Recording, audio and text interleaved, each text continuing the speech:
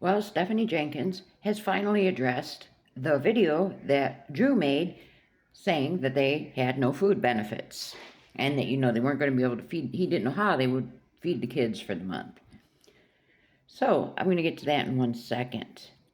She did another sub-only video, and she's still, trying to do this Christian rebrand where she's going through this Bible app, this devotional, and she wanted to combine day 6 and 7 together.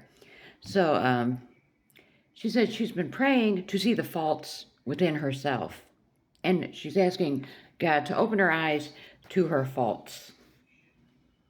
Then why can she not see that she needs to go get a job so she can provide for her children? She said she's always putting others' needs before her own. Then if that was true, she would be putting the needs of her kids, which is stable housing, above her desire to just stay at home in the room and do nothing but social media.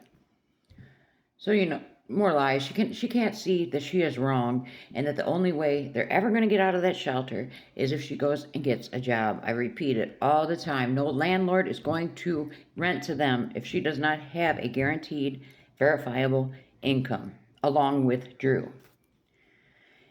And the whole time she's doing this sub-only video, she's in the bathroom, of course, her normal space, and the constant sniffing will drive you up the wall. It's just constant. It's ridiculous. And we all know what that screams, but whatever. While she's in there, you can hear this banging, and she says, don't worry about that. That's just Manova, the baby, kicking the table against the wall. What? You're letting this child just kick this table into the wall of this room that you do not own, that is not your property. But she says, don't worry, it's not causing any damage. I'm sure, you could see the kids have ate the paint off the wall, as sad as that sounds. So they have duct tape all over the wall. Now we have the kids kicking the tables into the wall. They destroy everything they have. They cannot keep anything nice that they have. Nothing. Just like when they were given everything off their wish list when she first went viral. They destroyed everything. They're very destructive people. Ungrateful, destructive people.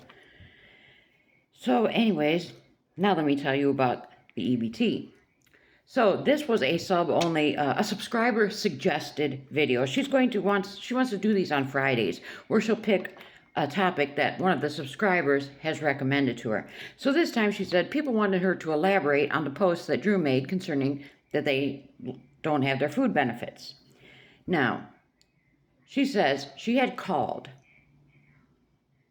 DHS and had a long phone conversation with them. But then, I guess, the benefits didn't come. So she calls them again, and they're saying that the case was put on hold, basically, because they didn't document the call that she had made, and they're saying that she hadn't called. And she's heavily inferring that whoever she spoke to, knew who she was, and they're just kind of doing this to be evil. That's the inference she made. And I don't know how it works out there in Oregon, but I know here in Illinois, you're not going to get nobody on the phone calling DHS. All you're going to get is automated things. Punch in your date of birth, punch in your social, and it's going to tell you if your case is active or not active, and you can call your card. It's going to tell you a balance and when your next benefits are coming. You can't never get nobody on the phone. There's not even an option to talk to anybody on the phone, and they don't even list phone numbers to the individual offices. So I don't know how it works out there, but I'm finding it hard to believe that she just had this conversation, unless she's meaning it was a phone interview. I don't know. But then she says, then she talked to somebody else, and they said, oh, don't worry about it. We do have the call documented. So this is just a hiccup they're having with their EBT benefits. And she said she asked Drew, basically, to, give kind of a look into what's going on in their lives, and she wanted him to kind of address this because she feels he doesn't get as much negativity and hate as she does. So basically, she thought by having Drew put this out here saying, woe is me, we're not getting any food benefits, I don't know how we're going to feed the kids for the month, she thought since he's not as disliked as her, that people would, well, let me help you. That was exactly what she thought. Nice try. Then she has, some usual crazy postings over on the FB. She has this post of, a tuna patty. It's a picture of a tuna patty and some salad and some rice. And this tuna patty looks burnt up like everything else she cooks. Now she says, a lot of people ask me how I handle all the hate and negativity. And my answer, it gets easier every day. These people making these hateful, uninformed comments are not good people. They just aren't, and that alone gives me comfort.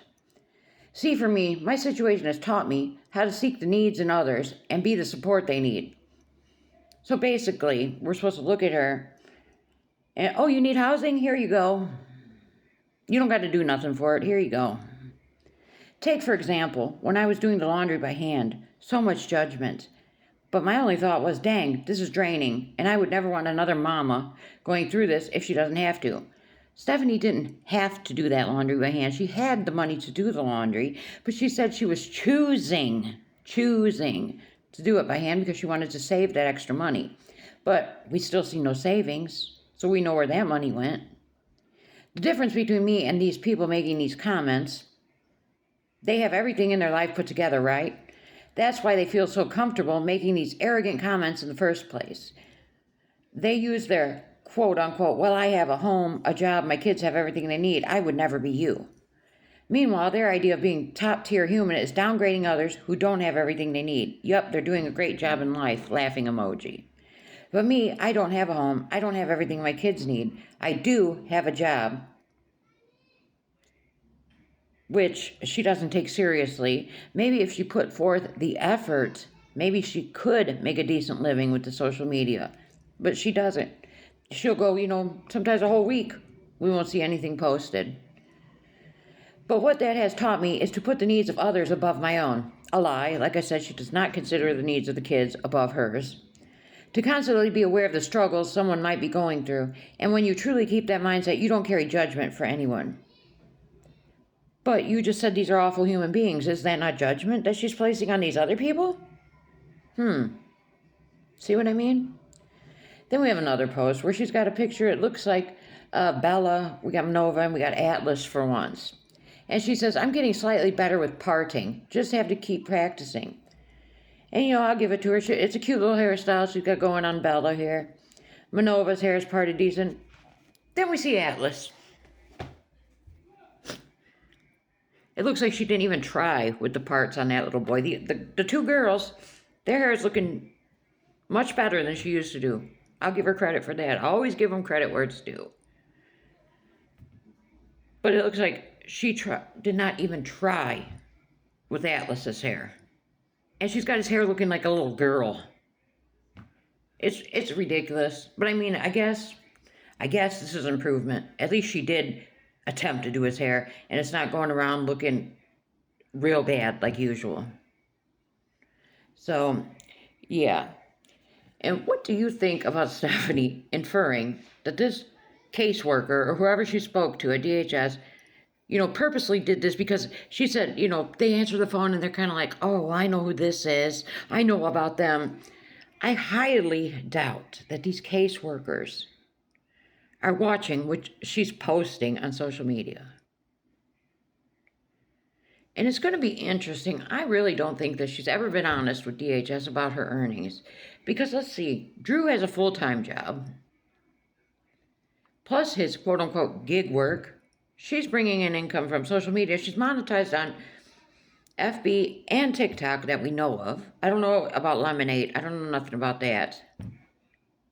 And I don't know if she's monetized on the YT. And you're paying zero rent, zero utilities. I can't make sense of it. Maybe things are completely different out there. But I do not think, one thing I do not think is that this caseworker purposely, purposely made this happen to where they didn't have the benefits for a month. So let me know what you think of all this mess.